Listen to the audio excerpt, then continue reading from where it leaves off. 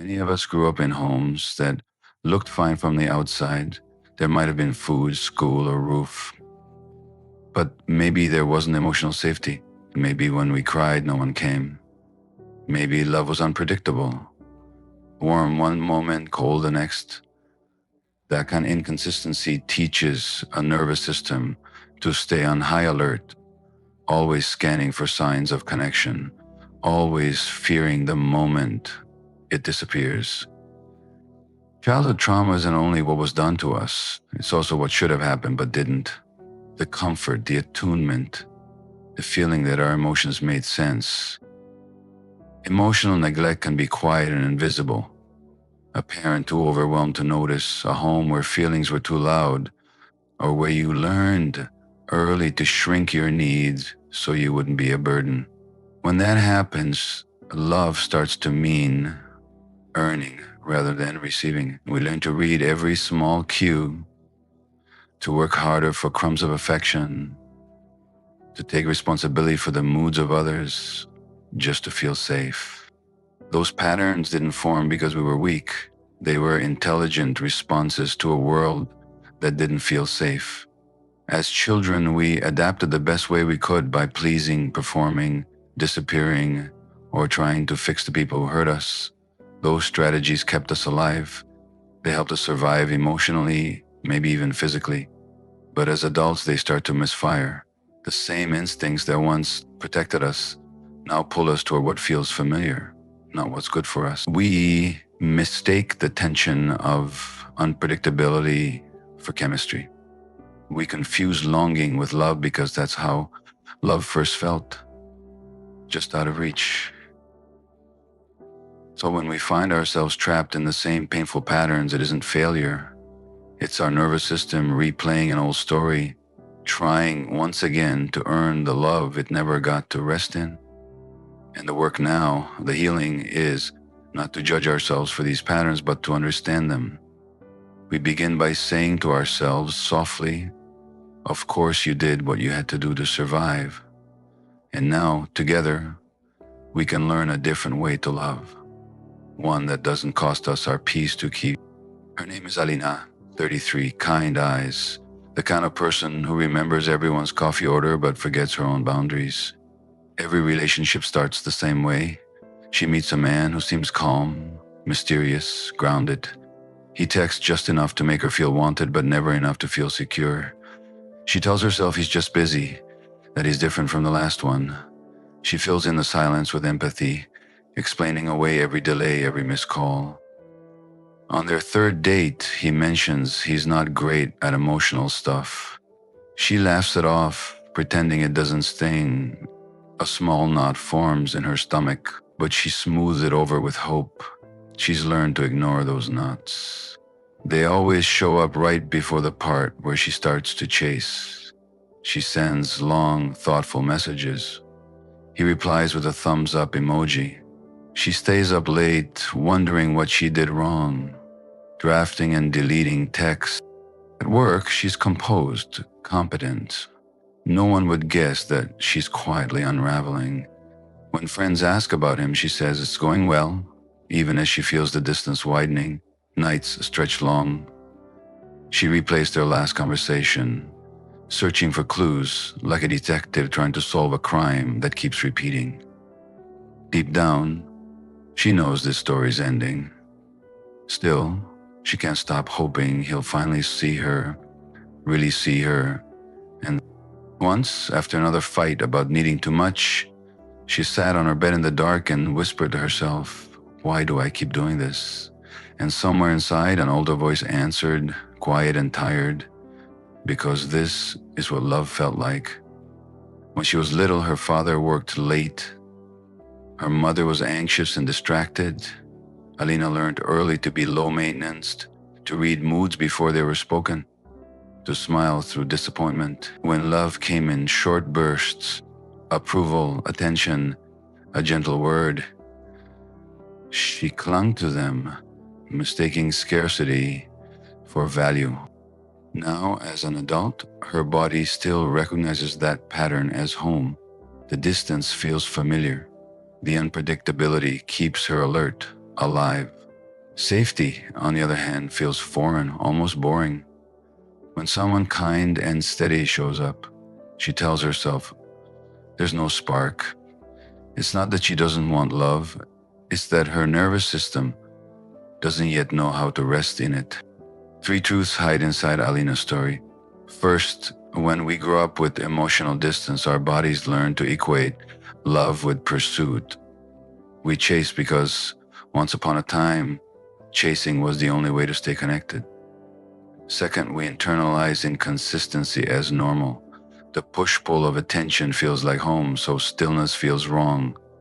Third, when our emotions were unseen as children, we learned to earn visibility instead of expecting it freely. We mistake being needed for being loved. But there's a quiet shift waiting to happen. The moment we stop asking others to complete the story we began in childhood and start listening to what our own longing is trying to tell us. Healing doesn't mean choosing differently overnight. It begins with noticing, with pausing at the edge of that old pull and saying, I know this feeling, and this time I don't have to follow it. And that's where Alina's story and ours begins to change.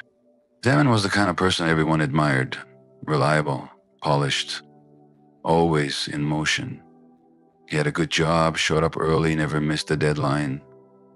His phone was an extension of his hand, emails, messages, endless scrolling between meetings.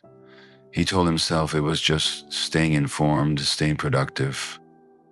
Nights were quieter, but not still. A few drinks to take the edge off, a show playing in the background. His body was there, but he was somewhere else, floating just above his own life. If you met him, you'd think he had it together. And in many ways he did. But inside, everything hummed with a low, constant ache he couldn't name. He didn't explode or collapse. He just kept moving, always forward, never inward. The moment the noise stopped, the moment the phone battery died or the drink ran out, something heavy pressed against his chest. He'd feel a flash of panic, like he might fall into himself and never come back out. So he reached again for the screen, the bottle, the next task. Anything to stay one step ahead of the silence. It hadn't started this way. As a kid, Evan learned early that his emotions made people uncomfortable. When he cried, he was told to be strong. When he was scared, he was told not to be dramatic. So he built a shell of competence, achievement as armor, busyness as proof of worth. He discovered that if he was successful, people smiled. If he was helpful, they stayed close. And when he felt lonely, the best way to escape it was to drown it in motion. Over time, that motion became its own kind of anesthesia. What we often call addiction can look like dedication, discipline, even ambition, but underneath it's often a form of self-soothing, a way to manage pain that feels too big to face. The question isn't why the addiction, it's why the pain. What was so unbearable that being constantly busy felt safer than being still?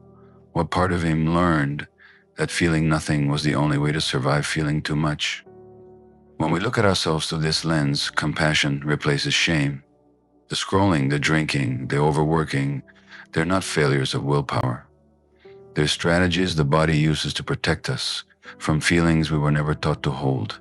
They worked once, they helped us function, but now they keep us disconnected from the life we're meant to live.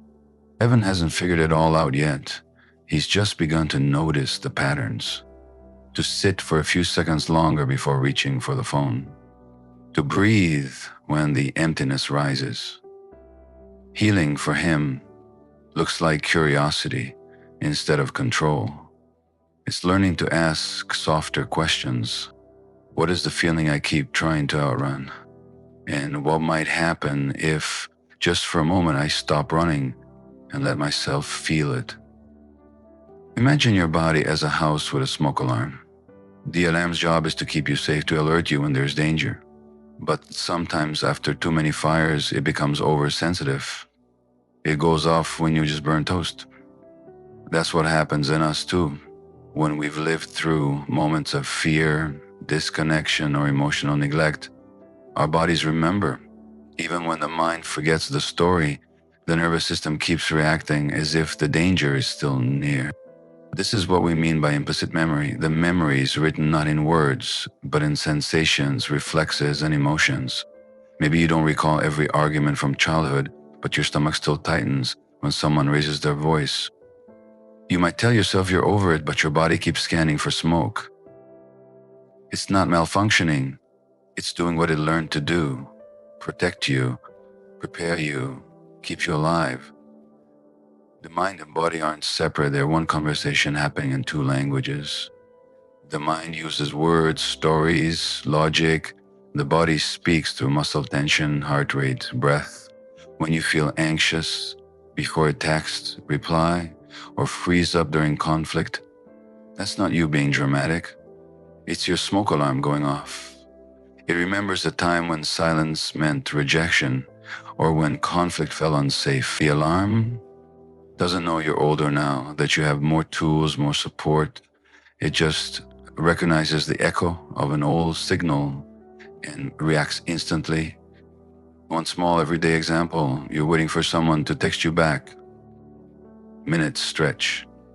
Your chest tightens. Your thoughts spiral. What did I say wrong? Are they mad? You might think you're overreacting, but in reality, your body's reacting exactly as it was trained to.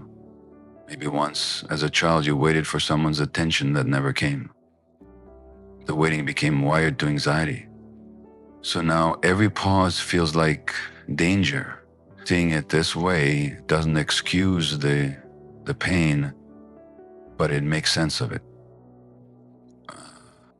And here's the hope: what the body learned, it can also unlearn. The alarm doesn't have to stay hypersensitive forever. Each time we notice it go off and remind ourselves, I'm safe right now, we begin to retrain it. We can teach the body new patterns of safety. Through breath, through slowness, through compassion, instead of judgment. Healing isn't about silencing the alarm, it's about helping it trust again that the fire's out, and over time it will. The first step toward change isn't to fix anything, it's simply to start noticing. Awareness turns the invisible into something we can work with. Begin with a small journal, not to judge yourself, but to observe. Each day, jot down what moments felt activating, what was happening, who was there, what you felt in your body.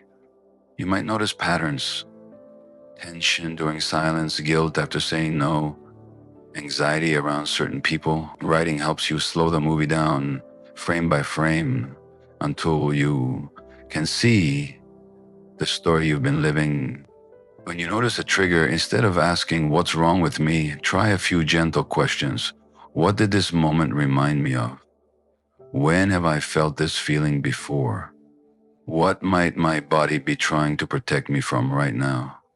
This kind of compassionate inquiry helps shift the focus from self-blame to self-understanding.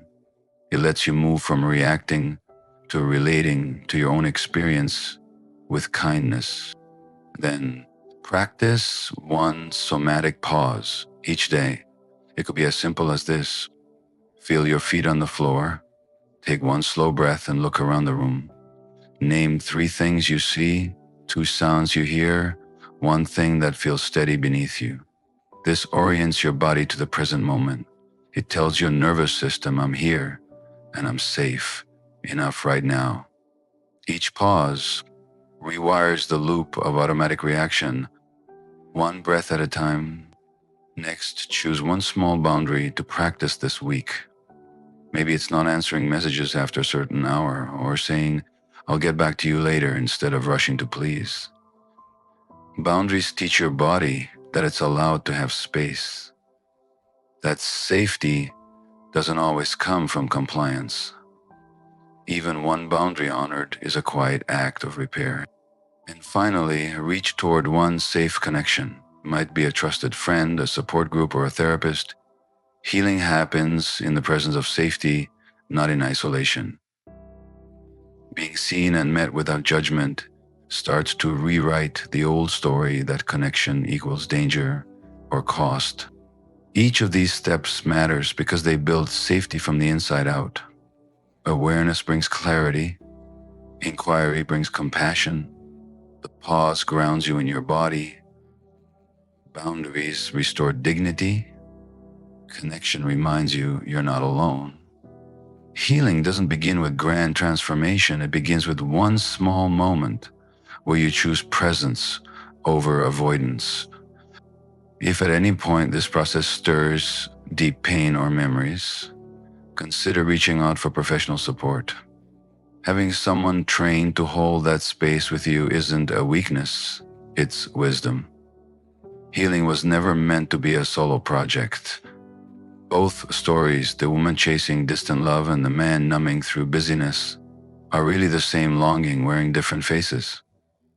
Each began as a child, doing their best to survive disconnection, carrying that wisdom into adulthood where it no longer fits. The tools, awareness, inquiry, pausing, boundaries, connection, are how we gently reintroduce safety to a system that forgot what peace feels like. Think of light rising through cracked roots in dry soil. It doesn't rush.